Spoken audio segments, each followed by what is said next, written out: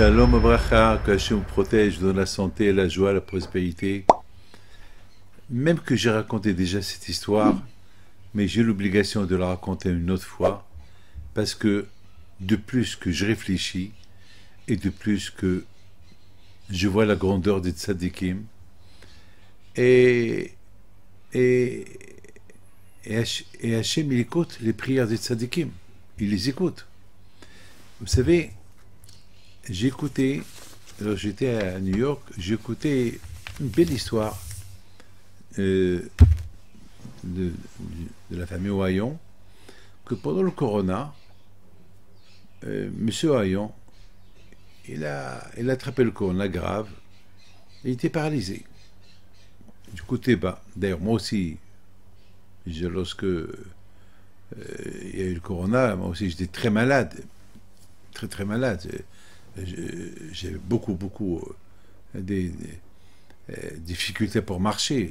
Moi aussi j'ai eu des miracles, mais ce miracle que je vais vous raconter, il est au-delà de tous les miracles.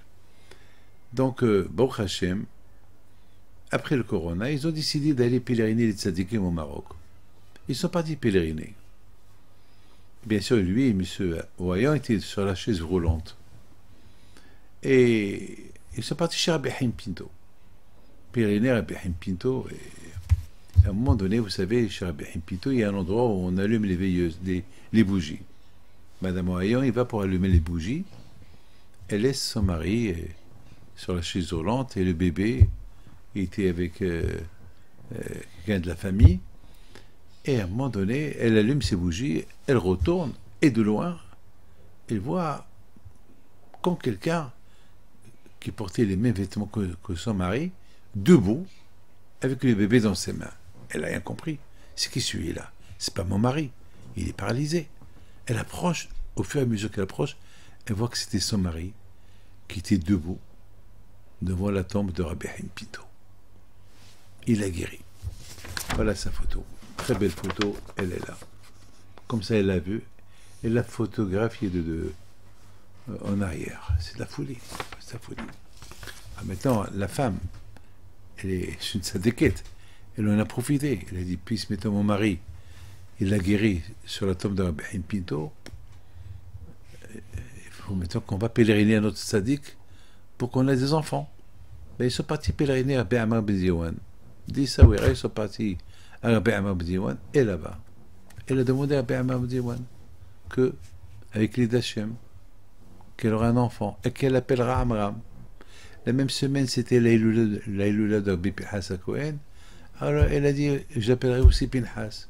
Et voilà, grâce à Dieu, elle a eu un enfant. Elle a appelé Pinhas Amram. Et étant donné que moi, je me trouvais à Miami, donc j'étais le Sandak, et elle a appelé aussi, je pense, David ou Hanania, je ne me rappelle pas. Mes amis, c'est la folie. Et le mari qui l'a guéri de sa paralysie, il s'est levé sur la tombe de Rabbi Haim Pinto, et Rabbi Amar ben Ziwan, que par son zéchout aussi, elle a eu un garçon, la même année, elle a eu le bonheur.